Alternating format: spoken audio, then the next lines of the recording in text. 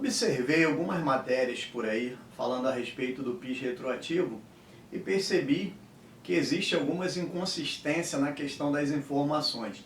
E nesse vídeo nós vamos estar falando a respeito dessa situação, porque na verdade o abono do PIS ele gera muitas dúvidas, porque é um benefício que é pago pelo governo ao trabalhador anualmente, mas já teve algumas alterações na legislação. Então tem inclusive valores que estão já no Tesouro Nacional e não é muito simples assim conforme essas reportagens ou esses artigos que nós vemos por aí vem apresentando a solução.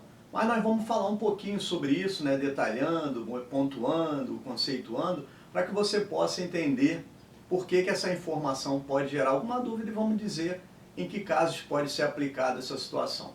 Mas antes de continuar, gostaria que vocês dessem um like no vídeo, se não é inscrito, se inscreva no nosso canal. Assim vocês vão estar nos incentivando a produzir mais conteúdo. Para quem tem gato e tem cachorro e precisa proteger o seu sofá, link na descrição do vídeo. Ora, inicialmente, né, para aquelas pessoas que ainda não sabem ou sabem como é que funciona, né, o abono do PIS é aquele abono que é pago anualmente aos trabalhadores, mas os trabalhadores precisam ter alguns requisitos, né? Se não tiver dentro desses requisitos, eles não vão receber. Então é 5 anos de cadastro no PIS, ter renda média mensal de até 2 salários mínimos, ter sido informado no E-Social, iniciativa privada agora, já está valendo há algum tempo, e ter trabalhado pelo menos 30 dias no ano calendário. Então é sobre esse benefício que nós estamos falando. E aí nós sabemos que esse benefício ele tem duas grandes separações na questão histórica, né? Então é de 1991 a 1988, na Constituição de 88, que era aplicada uma forma de remuneração diferente. E por conta disso eles chamavam de cotas do PIS, né? Porque no final do ano existia ali um cálculo onde era acreditado alguns valores para aquelas pessoas, e essas pessoas tinham datas específicas para poder fazer o saque se quisesse, né? Poderia na aposentadoria, no casamento, utilizar para a questão de casa própria. Então tinha lá umas situações. Então normalmente o pessoal sacava isso aí na aposentadoria. Então isso é uma situação. Então esse cota do PIS, na pandemia existiu lá uma verificação do governo e mostraram que a maioria das cotas que estavam lá era de pessoas falecidas e botaram um tempo para essas pessoas sacarem. E aí agora, nesse governo, foi feita uma PEC, isso aí, quem não sacou foi para o Tesouro Nacional e ainda existe lá uma possibilidade, mas a burocracia é grande. Então você está vendo que essa seria alguma coisa em termos de PIS que poderia ser retroativo. Mas nós não estamos falando sobre essa questão. Quando eles fazem esses artigos e falam de PIS retroativo, eles falam de anos anteriores, mas não fala das cotas do PIS, então não seria aplicável a essa situação. Mas existe a possibilidade de você fazer um requerimento e isso voltar, mas não é objeto desse nosso vídeo.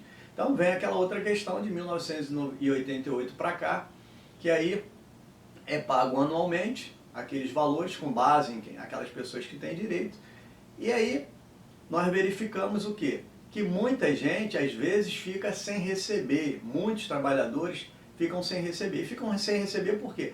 Por vários motivos, né? Qualquer erro no cadastro, efetivamente por erro de informação também, por falta de algum envio para a Caixa Econômica e tudo mais. Então isso gera, muitas das vezes, a falta de pagamento, mas o trabalhador ele teria direito porque ele tem aqueles requisitos.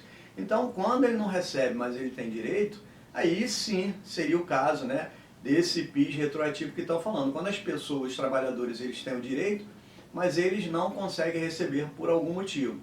E nós sabemos, né, cabe aqui um detalhamento, que existindo o calendário de pagamento e as pessoas, né, passando o tempo, terminando o calendário e os trabalhadores não indo lá receber, a Caixa Econômica ela devolve esses valores para o governo e o governo ele passa a fazer um novo cronograma no próximo ano. E em regra, né, como é que funciona essa situação? A partir do momento que o trabalhador ele não recebe esse dinheiro, ele volta para os cofres do governo, o governo envia isso novamente no próximo calendário de pagamento. Então, toda essa situação ela é controlada por quem? Pelo Ministério do Trabalho. Como é que funciona essa situação?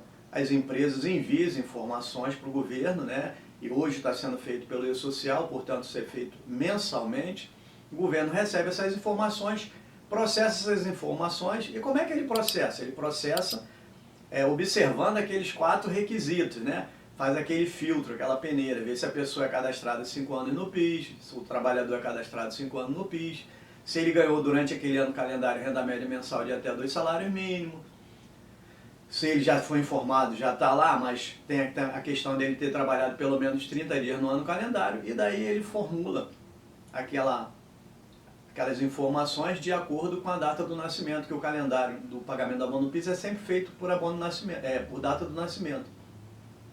Então, esse PIS retroativo, segundo esses artigos, né, seria os anos anteriores, mas nós acabamos de falar agora que esses anos anteriores, quando não é recebido, volta para o Ministério do Trabalho. O grande detalhe é que a informação, no sentido de você solicitar esse recebimento do seu abono retroativo, o abono do PIS retroativo ou do PIS retroativo, seria você abrir um processo rejuntando os documentos, né, identidade, CPF, cópia da carteira de trabalho, principalmente da questão do vínculo. E aí muita gente vai falar, mas a carteira de trabalho agora não é mais obrigatória a carteira física. Pois é, mas você tem esses vínculos tudo na carteira de trabalho digital. Então, você pode fazer de uma forma ou você pode fazer de outra também. Imprime ali aquelas informações do carteira de trabalho digital que vai constar aquelas situações que você precisa comprovar para estar recebendo, para poder dar entrada nesse processo, fazendo uma cartinha explicando isso, dando entrada na Caixa e também acompanhando esse processo na Caixa para ver como é que vai sair. Aí é que está a grande inconsistência. Se isso acontecer durante o pagamento do calendário, por exemplo, nós estamos no calendário de 2024, se a pessoa tinha direito a receber o calendário de 2024, que é referente ao ano de 2022, isso estaria viável, porque a Caixa está recebendo essas informações, e se você já olhou lá no Carteira de Trabalho Digital e consta essa informação de pagamento, então ela deve ter saído do Ministério do Trabalho e ter chegado até a base de dados da Caixa e por algum motivo pode ter acontecido algum erro. Aí não era PIS retroativo, era PIS do atual pagamento, do atual calendário de pagamento. Então não deveria ser essa situação direcionada à Caixa para poder falar de anos anteriores, justamente porque os anos anteriores eles já retornaram para o governo e o governo providencia isso sempre num calendário vigente subsequente. Então, essas informações, por exemplo, se fosse do ano calendário de 2021, esse dinheiro que eventualmente não foi pago, ele não estaria na Caixa, estaria já à disposição do governo. E aí nós sabemos, né, que a legislação diz lá, tem resolução falando sobre isso, que o abono do PIS ele pode ser recebido pelo trabalhador até 5 anos, né? O prazo de prescrição dele é até 5 anos para receber, então pode receber. O detalhe nessas informações é que no caso de ser anos anteriores que o calendário já foi encerrado, o direcionamento para abrir um processo e para resolver não seria na Caixa Econômica que ela simplesmente recebe ordem de pagamento e paga, né? A não ser que isso tivesse acontecendo igual eu expliquei anteriormente, dentro do ano do calendário as informações constassem na base de dados do Ministério do Trabalho e não constasse na Caixa Econômica Federal. A partir do momento que já passou esse ano calendário, aí essas informações de autorização de pagamento elas já estão no governo. Esse direcionamento ele tem que ser ao Ministério do Trabalho, ele não pode ser a Caixa Econômica, porque a Caixa Econômica ela não tem poder de dizer quem vai ganhar ou não, ela, no caso de quem vai receber ou não, desculpa. Somente ela poderia falar sobre as informações que consta lá no Ministério do Trabalho e não consta na base de dados dela, para ver como é que faria para poder pagar o trabalhador. Então essa questão do PIS retroativo, o que eu observei é simplesmente no direcionamento, né, quanto ao período, né? Se o período for atual, até vale o direcionamento para a Caixa Econômica, mas se o período for anterior ao calendário de pagamento atual, aí teria que o direcionamento ser ao Ministério do Trabalho. Um grande abraço e até o próximo vídeo.